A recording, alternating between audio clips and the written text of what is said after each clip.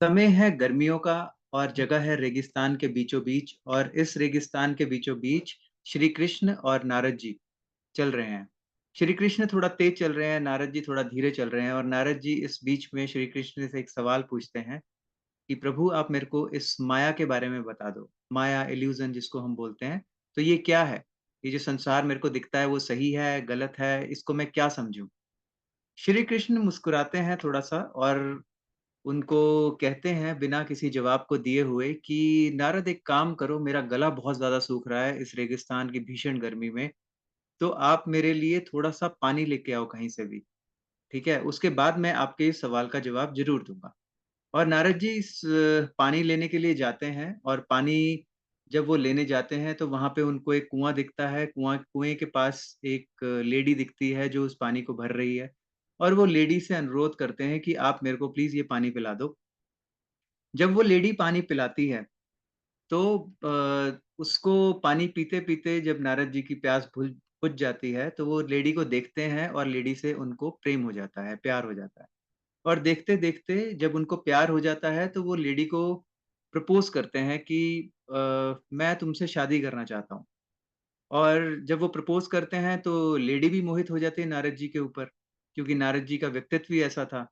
तो वो लेडी और कहती है कि मैं कुछ नहीं बोल पाऊँगी, आप मेरे पिताजी से बात कर लो इस बारे में।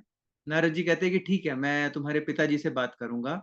तो नारद जी जाते हैं और उनके पिताजी जो उस गाँव के, उस जगह के मुखिया हैं, तो वो उनके पास जाते हैं और वो उनसे रिक्वेस्ट करते हैं कि मैं आपकी बेटी से बहुत प्यार करता हूँ और मैं आपकी बेटी से शादी करना चाहता हूँ, विवाह करना चाहता हूँ।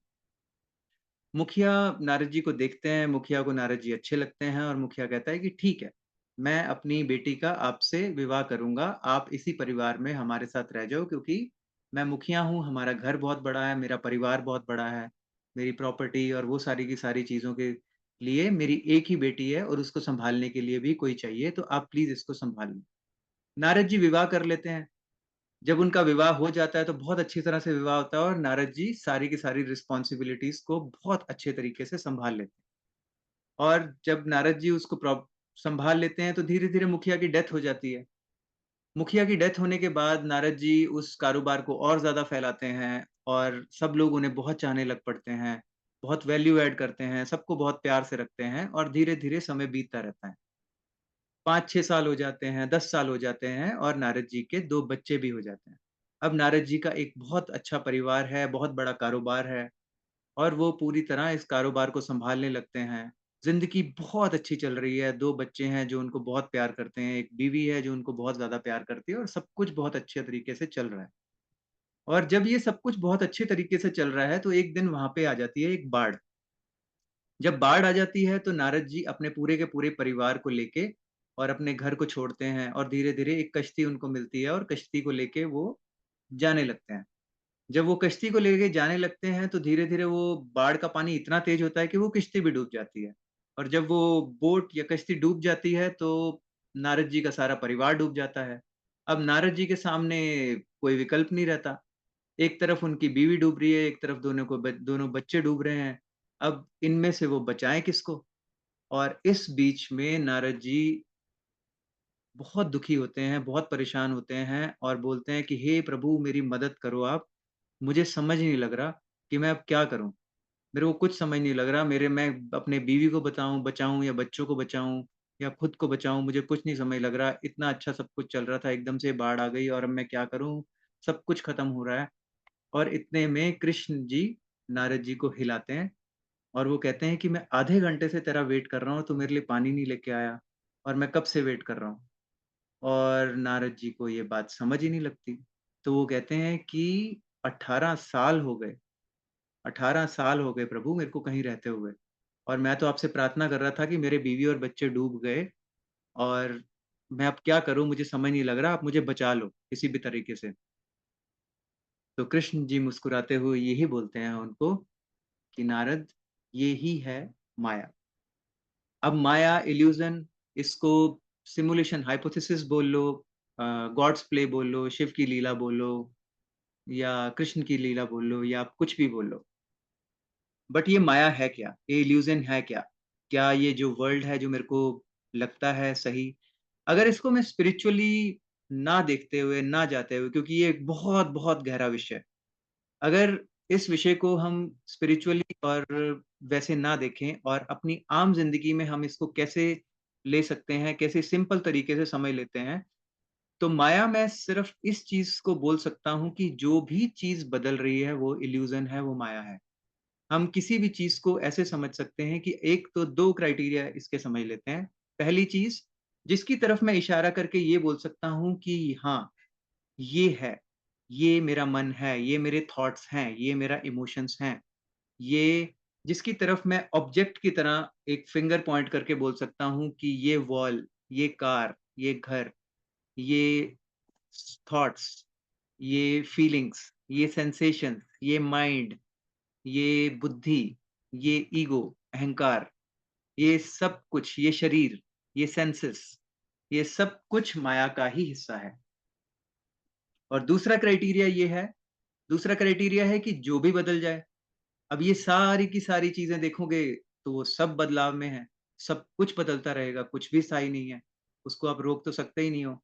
हेराक्लाइटस ने एक बहुत अच्छी लाइन बोली कि you can not enter the same river twice, क्योंकि जब भी आप दूसरी बार एंटर करोगे तो आप भी बदल जाओगे और वो रिवर का पानी भी बदल जाएगा।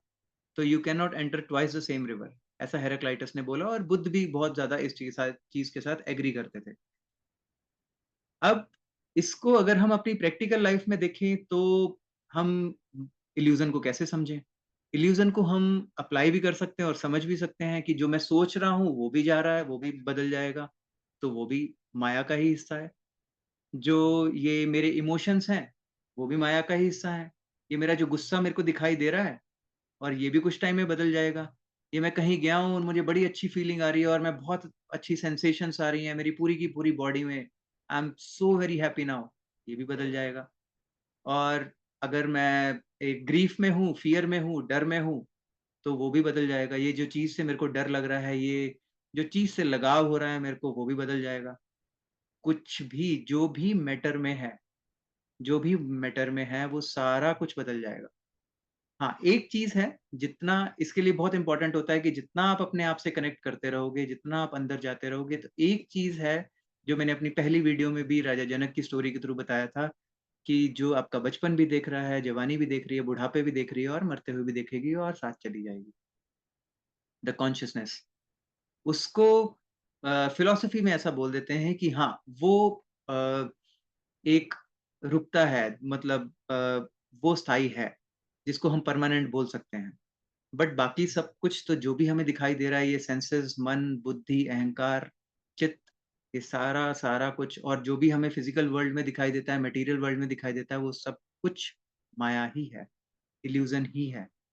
बट इसको प्रैक्टिकली अप्लाई करके देखना, तो जब भी हम किसी थॉट्स के साथ आइडेंटिफ़ाई करते हैं या किसी इमोशंस के साथ अपने आप को आइडेंटिफ़ाई करते हैं या किसी भी टेम्परेरी इमोशंस के साथ कोशिश करते हैं कि ये यार परमानेंट डिसीजंस लेने को हो जाते हैं। कई बार किसी की चीज़ बुरी लग गई तो हम उसको उस कॉन्टेक्स्ट को इतना ज़्यादा परमानेंट मान लेते हैं कि तूने मेरे को 10 साल पहले ये बोला था, मुझे अभी तक मेरे को याद है वो चीज़। बट वो आदमी भी बदल गया और वो बात भी बदल गई और वो पास्ट भी चला गया और फ्यूचर तो है ही नहीं। तो अब इस चीज़ को समझते हुए इस लेसन के साथ मैं इस वीडियो को ख़त्म करूँगा। बट ये एक स्टोरी थी जो माया को बहुत अच्छी तरह से एक्सप्लेन करती है कि जो भी बदल जाएगा वो इल्यूज़न ही है। चाहे वो सपना हो, चाहे वो रियलिटी में हो और चाहे वो डीप स्लीप में हो, वो सब कुछ बदल जाएगा। और दूसरी चीज़ जिसकी भी तरफ भी मैं पॉइंट करके कह सकता हूँ कि ये मेरी सेंसेशंस, ये मेरे इमोशंस, ये मेरे थॉट्स, ये मेरी आइडेंटिटी, ये मेरी डेज़िग्नेशन, ये सारे के सारे लोग, ये सारा का सारा वर्ल्ड, जिसकी तरफ भी मैं पॉइंट करके कह सकता हूँ और जो मेरे ऑब्जेक्ट ऑफ एक्सपीरियंस हो सकता है, वो सब कुछ इल्यूज़न ही है। Thank you so much.